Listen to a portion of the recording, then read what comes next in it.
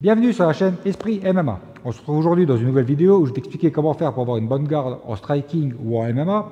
Avant de commencer la vidéo, tu peux penser à t'abonner, à mettre un like. N'hésite pas à me dire tes ressentis en commentaire, c'est toujours bien d'avoir des retours. Tu peux également t'abonner à ma newsletter pour recevoir gratuitement mon e-book Les 10 secrets pour devenir un meilleur combattant. J'en profite au passage pour remercier les gens qui me soutiennent sur Patreon. Un grand merci à vous. On démarre la vidéo. 1, 2, 3. Donc quand on débute le MMA, le striking, la garde, c'est vraiment quelque chose de super important. Donc au départ, on ne va pas trop se casser la tête. La garde classique, c'est vraiment d'avoir les pouces au niveau des pommettes, de serrer les coudes pour se protéger. On va avoir une garde bien hermétique et bien compacte pour éviter au maximum de se prendre des coups. Donc en étant bien compact, si j'ai des coups qui arrivent au corps, je peux toujours bloquer les coups en faisant une rotation du buste. Si maintenant je prends des directs, je peux toujours faire une rotation des poings pour serrer les coudes en gardant les gants collés au visage pour éviter de me frapper moi-même.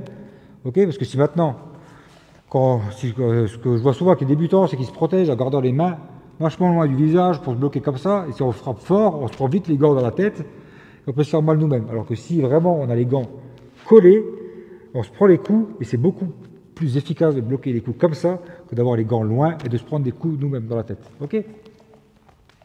Donc ça, c'est vraiment la garde classique quand on débute, d'avoir vraiment une garde bien hermétique, serrée. Ok. Donc ensuite, si maintenant on veut bloquer les crochets, quand on reçoit des coups circulaires, on a juste à lever la main, comme pour se recoiffer ou pour se toucher l'oreille, et pour bloquer le coup. Le crochet arrive, je fais une petite rotation du buste, boum, on bloque. De l'autre côté, pareil, je lève, boum, je bloque. Ok, les uppercuts, c'est la même chose, c'est un coup qui arrive vers le bas. Donc là, je serre ma garde vers le bas, les uppercuts arrivent dedans, et je reste toujours compact. Ok, quand on se protège, en fait, c'est toujours rester compact, hermétique, pour vraiment bien bloquer les coups et avoir le moins d'impact possible. Après, ce qui est important aussi, c'est que quand je bloque les coups, de ne pas toujours mettre les mains devant les yeux, parce qu'on ne voit plus rien. Et là, c'est compliqué après de remiser. C'est vraiment de bloquer et de garder toujours le champ visuel ouvert pour pouvoir voir les trous et remiser dedans. Ok. Donc ça, c'est vraiment la garde classique quand on débute. Après, la garde là, avoir tout serré, c'est bien quand le partenaire est vachement prêt, que je sais que je peux avoir des frappes au corps, que j'aurai besoin de le protéger rapidement. Si l'adversaire est plus loin et qu'il est à distance de jambe, en général, le seul truc qu'il va me mettre, ça va être des middle, des coups dans les côtes. Donc là, à ce moment-là, ce qu'on peut faire, quand le partenaire est loin, donc je sais qu'il ne va pas me toucher à la tête, je peux descendre un peu les mains et ouvrir les coudes. En ayant les coudes un petit peu ouverts, lui, il aura toujours un risque de taper le dessus des pieds dans mes coudes et de se faire très mal. Donc il va réfléchir à 2 fois avant de taper, il va vraiment devoir user de stratégie, alors que si vraiment je reste collé, lui, il va envoyer un middle, là il va me faire mal, parce que les middle, même sur les blocs, on peut se faire casser les bras au bout d'un moment, si vraiment on fait des coups, si on le fait en combat. Normalement, en sparring, à l'entraînement, on ne tape pas aussi fort pour se faire mal.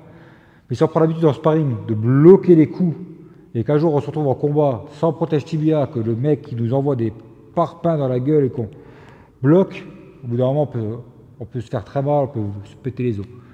Donc, toujours avoir les coudes un petit peu ouverts, tranquille. Ok. Et là, c'est déjà aussi moins énergivore pour les épaules et ça permet d'avoir une garde plus fluide et être tranquille. Si le partenaire se rapproche, là, je monte les mains parce que je risque de prendre un high kick, d'avoir des coups de poing au visage, des trucs. Donc là, après la garde, on la resserre en fonction de la distance. Donc c'est important de bien connaître sa distance pour savoir quelle garde je vais adopter pour boxer. Après, quand on est un peu plus avancé dans la garde, en expérience, tout ça, on peut jouer avec sa garde, avec ses bras, pour avoir plus d'opportunités. Moi, ce que j'aime bien faire aussi, c'est que mon bras avant, je le descends, et le bras arrière, je mets ma paume vers mon partenaire pour protéger mon visage, avec une main arrière mobile. Donc je peux être là, peu importe les coups où ils arrivent, et mon bras avant, il se balade un peu devant, donc ça fait que, comme mon bras avant est devant et qui pend un petit peu, il sort du champ de vision de mon partenaire, et ça me permet d'envoyer des jabs assez rapides pour piquer et toucher. Et ça, en fait, quand on est bien explosif sur les jabs, avec de l'expérience, on peut vraiment faire mal sur la durée au partenaire. Parce qu'à la force, si maintenant le gars il se prend 20 ou 30 jabs assez secs au visage, au bout d'un moment, ça va commencer à piquer. Après, ce qui est important avec la garde là, c'est de l'épaule là, je ne la garde pas en bas. Si je la garde en bas, je vais devoir avoir plus d'amplitude avec mon bras arrière pour pouvoir me protéger sur une grande zone. Alors que si je lève mon épaule, l'épaule va me protéger un minimum la mâchoire. La mâchoire, c'est un gros poids du KO. Si on tape le menton, le KO, on peut tomber tout de suite. Alors que si on tape le haut du crâne, c'est déjà un peu plus compliqué de se faire de KO. Donc on pense bien à protéger le menton avec l'épaule, avoir le bras et la main devant. Et là, j'ai une bonne garde, je suis bien hermétique, je peux me déplacer tranquille. Et on envoie. OK? Donc là-dessus, je peux aussi monter de profil. Donc je suis là, le bras avant descend et la main devant qui permet de bloquer. On envoie 1, 2, bam. Pareil, si maintenant je mets mon bras ici, que j'envoie le bras arrière, le bras avant va remonter pour me protéger. On ne va pas le garder en bas. Il faut bien toujours être conscient que dès que j'envoie une série de coups de poing, si j'envoie un à gauche, j'ai ma main droite qui va me protéger. Si j'envoie un droit, j'ai ma main gauche qui est en protection. Si j'ai mon bras devant, là j'ai mon bras arrière qui me protège. J'envoie un jab, si j'envoie un droite, ici. Et pareil, quand j'envoie mon droite, j'ai l'épaule qui protège mon menton. Si mon adversaire vient taper au-dessus, je suis protégé. Si je suis là, je prends un coup au menton, je tombe.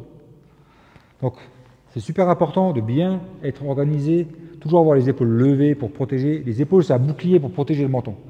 Donc, c'est toujours important d'avoir les épaules bien levées pour protéger, avoir la tête rentrée dans les épaules. Pour être efficace, pour être bien protégé et toujours avoir une main en protection. C'est pas j'envoie un, j'envoie le deuxième en même temps. Non, c'est j'envoie un. Dès que j'envoie le deuxième, je suis tout de suite en protection. Tout le temps. Pour éviter de se prendre des coups au visage. Plus on va être efficace, moins on va prendre de coups, et mieux on va durer dans les combats, et mieux on va vieillir dans notre sport. Ok. Après, il y a encore un autre principe que j'aime bien, c'est ce qu'on appelle la longue garde.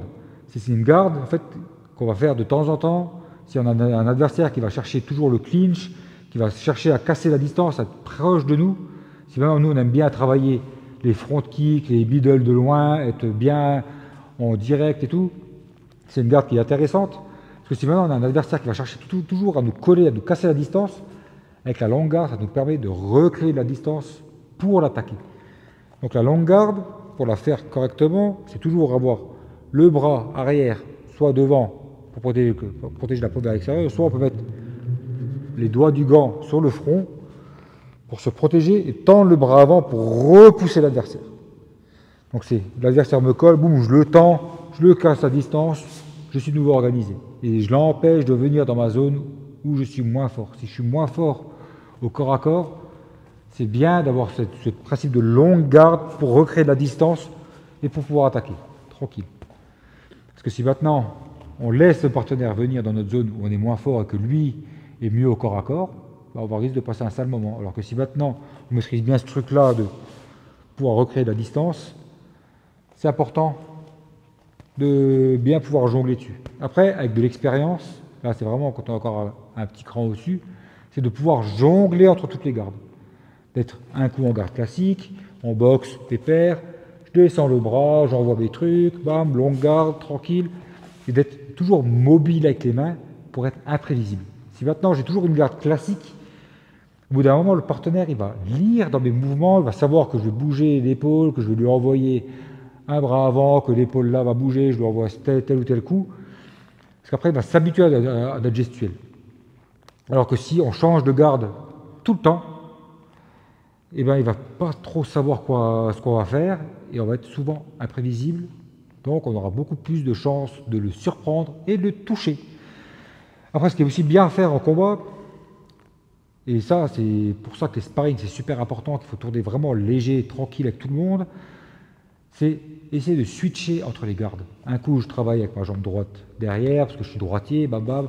Un coup je change de garde et j'arrive à être à l'aise. Parce qu'au début, travailler dans sa mauvaise garde, c'est super compliqué parce qu'on a l'impression que c'est pas notre corps qui travaille, parce qu'on n'est pas habitué. Mais plus on va s'habituer en fait en sparring à travailler comme ça, que ça ne nous dérangera plus de travailler une fois en garde à gauche, une fois en garde à droite. Et ça nous permettra aussi de surprendre notre partenaire et que si maintenant, en combat, je me prends trop de low kick sur la jambe avant, que ma jambe avant commence à me faire mal, j'aurai pas de mal à la protéger, à la mettre derrière et à changer de garde, et je serai quand même efficace, parce que je serai habitué à travailler en mauvaise garde. C'est pour ça que c'est important pendant les sparring de travailler vraiment les choses où on n'est pas à l'aise pour que le jour où on va en compétition, on soit prêt et qu'on ne soit pas surpris, qu'on puisse se défendre correctement. Donc j'espère que cette vidéo t'a plu. Je te dis à la prochaine pour de nouvelles vidéos. Houssa!